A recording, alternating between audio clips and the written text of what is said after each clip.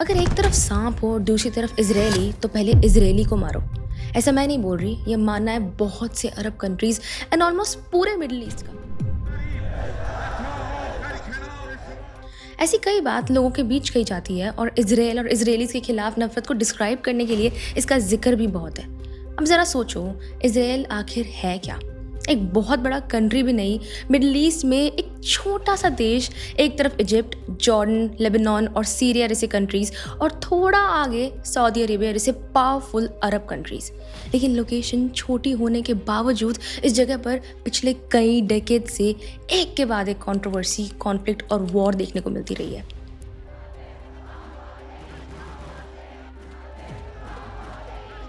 और सबसे इंटरेस्टिंग बात, इजराइल को लेकर सिर्फ डिसएग्रीमेंट नहीं है। कुछ कंट्रीज तो इजराइल को कंट्री के रूप में रिकग्नाइज तक नहीं करती। पाकिस्तान को देख लो, पाकिस्तानी पासपोर्ट पर ऑफिशियली लिखा होता है कि वो इजराइल ट्रैवल के लिए वैलिड नहीं है, और पाकिस्तान की गवर्नमेंट ओपनली कहती है कि वो इजराइल को रिकग्नाइज नहीं करती। हम इसराइल को कभी तस्लीम नहीं कर सकते, पाकिस्तान नहीं तस्लीम कर सकता इसराइल को। अब सवाल ये कि आखिर इतनी नफरत क्यों? ऐसा क्या हुआ था कि इजराइल और उसके आसपास के कंट्रीज के बीच इतना बड़ा कॉन्फ्लिक्ट खड़ा हो गया? और बात सिर्फ इजराइल की भी नहीं है, क्योंकि जूस के अगेंस्ट हॉस्टिलिटी की हिस्ट्री इजराइल के बनने से बहुत पुरानी है। और हाँ, ये सिर्फ इस्लामिक कंट्री या मुस्लिम की स्टोरी भी नहीं है। क्रिश्चियन यूरोप में भी ज्यूज के अगेंस्ट सेंचुरीज तक प्रेजुडाइज, परसिक्यूशन और हेट्रेड देखने को मिली है। तो फिर सवाल और बड़े हो जाते हैं कि आखिर ज्यूज के अगेंस्ट इतनी हेट्रेड आई कहाँ से? क्या इसका रीज़न रिलीजन था? क्या पॉलिटिक्स थी? क्या ज़मीन और पावर का गेम था? या फिर इन सब के पीछे कोई ऐसी हिस्ट्री थी जो इजराइल बनने से भी सदियों पहले शुरू हो चुकी थी? और अगर हमें इजराइल और पैलेस्टीन के बीच आज जो कुछ हो रहा है वो जेन्युइनली समझना है, तो हमें सिर्फ 1948 से नहीं, उससे बहुत पहले से शुरू करना पड़ेगा। क्योंकि इजराइल की स्टोरी सिर्फ एक कंट्री की स्टोरी नहीं है, ये जूस की हिस्ट्री है, क्रिश्चियनिटी की हिस्ट्री है, इस्लाम की हिस्ट्री है, मिडिल ईस्ट की पॉलिटिक्स है, और एक ऐसी कहानी है जिसका असर आज भी पूरी दुनिया देख रही है। कहानी शुरू होती है जेरूसलम से, वही शहर जो आज भी इस पूरे मामले का सबसे बड़ा हॉटस्पॉट है। उस वक्त वहाँ रोमन्स का राज था। ज्यूज अपनी ज़मीन पर रहते थे, लेकिन रोमन्स के हेवी टैक्सेस और कंट्रोल से परेशान थे। इसी माहौल में एंट्री होती है जीसस क्राइस्ट की। जीसस खुद एक जूइश फैमिली में पैदा हुए थे, लेकिन जब उन्होंने समाज के पुराने धार्मिक नियमों, पाखंड और भेदभाव के खिलाफ खुलकर बोलना शुरू किया, तो उस वक्त के लोकल जूइश रिलीजियस लीडर्स को लगा कि उनका दबदबा खत्म हो रहा है। उन्होंने रोमन अथॉरिटीज़ के सामने जीसस पर बगावत का इल्ज़ाम लगाया। रोमन्स को लगा कि ये बंदा उनके राज के लिए खतरा बन सकता है, और उन्होंने जीसस को सूली पर चढ़ाने की सज़ा दे दी। लेकिन असली खेल शुरू हुआ इस इंसिडेंट के 300-400 साल बाद, जब यूरोप में क्रिश्चियनिटी फैलने लगी और रोमन एम्पायर ने इसे अपना ऑफिशियल रिलीजन बना लिया। तब चर्च के लीडर्स ने एक ऐसा नैरेटिव सेट किया जिसने आने वाली सदियों के लिए हिस्ट्री बदल दी।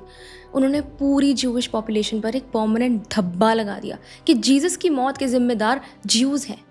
इस एक इल्ज़ाम ने यूरोप के आम लोगों के दिमाग में ऐसी नफरत भर दी कि ज्यूज के खिलाफ भेदभाव एक नॉर्मल बात बन गई। सदियों तक चर्च में लोगों को सिखाया गया कि ज्यूज पापी हैं। उन्हें समाज से बिल्कुल काट कर रखा गया। उन्हें शहर के सबसे छोटे और गंदे इलाकों में रहने पर मजबूर किया गया, जिसे घेटो कहा जाता है। जब भी यूरोप में कोई बीमारी आती, कोई एपिडेमिक फैलता या कोई बच्चा गायब हो जाता, तो बिना किसी प्रूफ के अफवाह फैलाई जाती कि ये सब ज्यूज ने किया है। और उसके बाद फ्रस्ट्रेटेड लोगों की भीड़ उनके मोहल्लों में घुसकर उन्हें मारती, उनके घर जला देती। इतिहास में इस तरह के वायलेंट अटैक्स को पोग्राम्स कहा गया।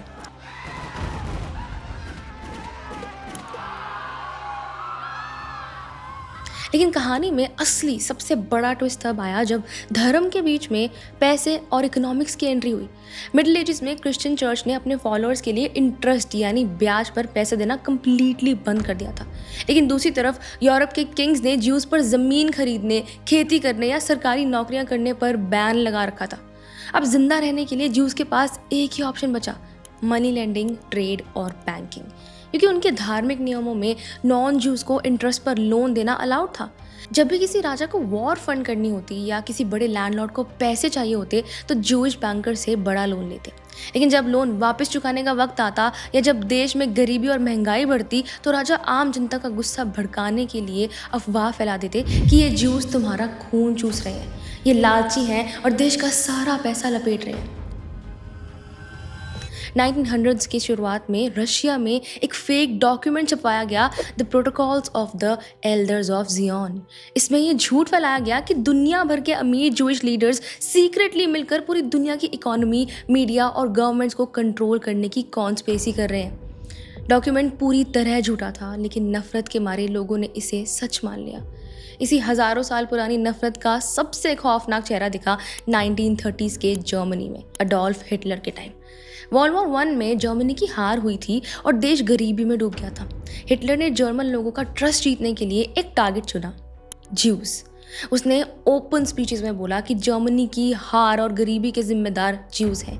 International Finanzjudentum in und außerhalb Europas gelingen sollte, die Völker noch einmal in einen Weltkrieg zu stürzen, dann wird das Ergebnis nicht der Sieg des Judentums sein, sondern die Vernichtung der jüdischen Rasse in Europa. लेकिन Hitler ने इसे सिर्फ धर्म या पैसे का issue नहीं बनाया, उसने इसे रेस यानी नस्ल से जोड़ दिया। हिटलर ने कहा कि जर्मन ब्लड प्योर है और जूस एक बीमारी है।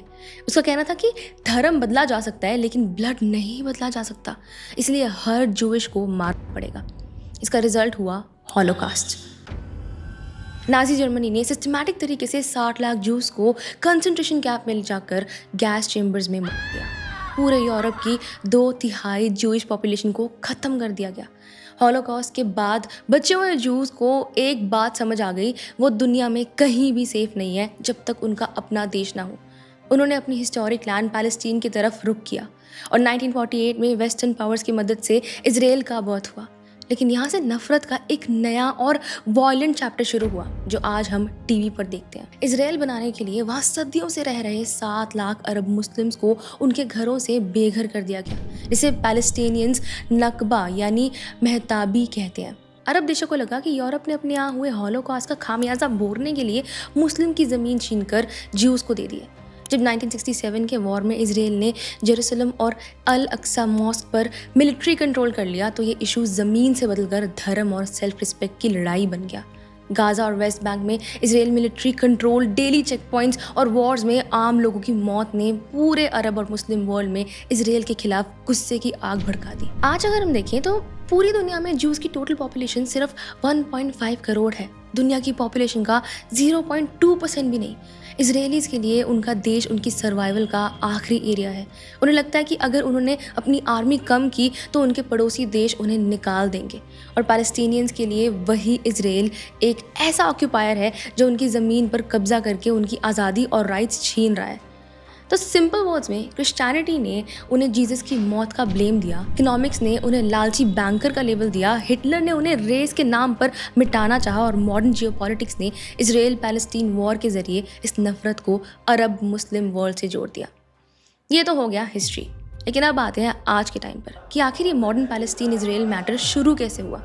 इस लड़ाई की शुरुआत होती है वर्ल्ड वॉर 1 के बाद, जब 1917 में ब्रिटिशर्स ने एक डॉक्यूमेंट साइन किया, बाल्फोर डिक्लेरेशन।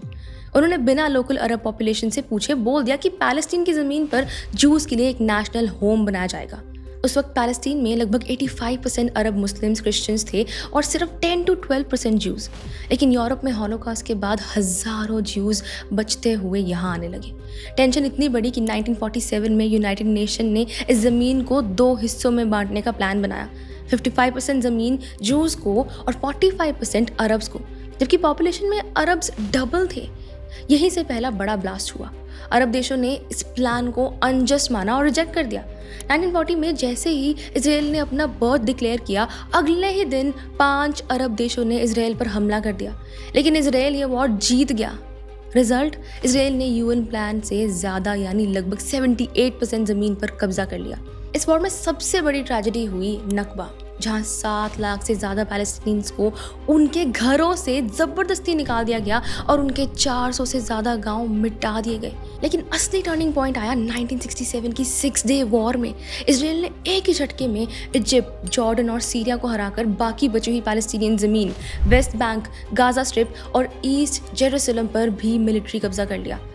तब से लेकर आज तक यानी पिछले 50 से ज़्यादा सालों तक ये इलाके इसराइल मिलिट्री ऑक्यूपेशन के अंदर है। अब सवाल ये है कि गलत कौन है? अगर आप इसराइल की तरफ से देखें तो उनका पॉइंट है सर्वाइवल एंड सिक्योरिटी। 1948 में बनने के बाद से उन पर मल्टीपल वॉर्स थोपे गए। हमास जैसे मिलिटेंट ग्रुप्स ने 2007 से गाज़ा पर कब्जा करके हज़ारों रॉकेट्स दागे हैं और अक्टूबर 7, 2023 को हमास के अटैक में 1200 से ज़्यादा इजरायली सिविलियंस की जान गई और 200 से ज़्यादा को हॉस्टेज बनाया गया। इसराइल का कहना है कि अगर वो बॉर्डर पर स्ट्रिक्टनेस और ब्लॉकेड ना रखे तो उनका देश मिटा दिया जाएगा। लेकिन अगर आप पैलेस्टीन और इंटरनेशनल लॉ की नज़रों से देखें तो इसराइल का एक्शन बिल्कुल गलत और इल्लीगल है। इल्लीगल सेटलमेंट्स, वेस्ट बैंक में इसराइल ने इंटरनेशनल लॉ को तोड़कर 5 लाख से ज़्यादा इजरायली सेटलर्स को बसाया है, जहां से आम पैलेस्टीनियंस को उनकी ज़मीन से हटाया जा रहा है। गाज़ा में 23 लाख लोग रहते हैं, जहां इसराइल ने 2007 से ऐसा ब्लॉकेड लगाया कि पानी, बिजली और दवाई तक इसराइल की मर्जी से अंदर आती है। यूएन और इंटरनेशनल क्रिमिनल कोर्ट ICC के अकॉर्डिंग हमास के जवाब में गाज़ा पर एरियल बॉम्बार्डमेंट करके 35,000 प्लस सिविलियंस, 70% औरतें और बच्चों को मारना वॉर क्राइम और जीनोसाइड की कैटेगरी में आता है। तो बॉटम लाइन ये है कि ये लड़ाई किसी एक रिलीजन की नफरत से ज़्यादा ज़मीन, पावर और फंडामेंटल ह्यूमन राइट्स की लड़ाई बन चुकी है। हमास का वायलेंट रास्ता और सिविलियंस को टारगेट करना गलत था, लेकिन उस वायलेंस की वजह से 50 साल का मिलिट्री ऑक्यूपेशन और घुटन है जिसमें लाखों पैलेस्टीनियंस जी रहे हैं। जब तक पैलेस्टीनियंस को उनका अपना एक आज़ाद देश और डिग्निटी नहीं मिलती और जब तक इसराइल को उनकी सिक्योरिटी का गारंटी नहीं मिलता, तब तक इस ज़मीन पर ना बॉम्ब ब्लास्ट रुकेंगे, ना मासूम की चीखें। सियासत और पावर गेम्स के बीच में हर बार सिर्फ आम लोग पिसते हैं, चाहे वो इसराइल का कोई परिवार हो या गाज़ा का कोई बच्चा। आई होप आपको आज की हमारी कहानी पसंद आई हो। अगर आई है तो इस वीडियो को लाइक करना, शेयर करना और चैनल को सब्सक्राइब करना मत भूलना। मिलते हैं एक अगली कहानी के साथ।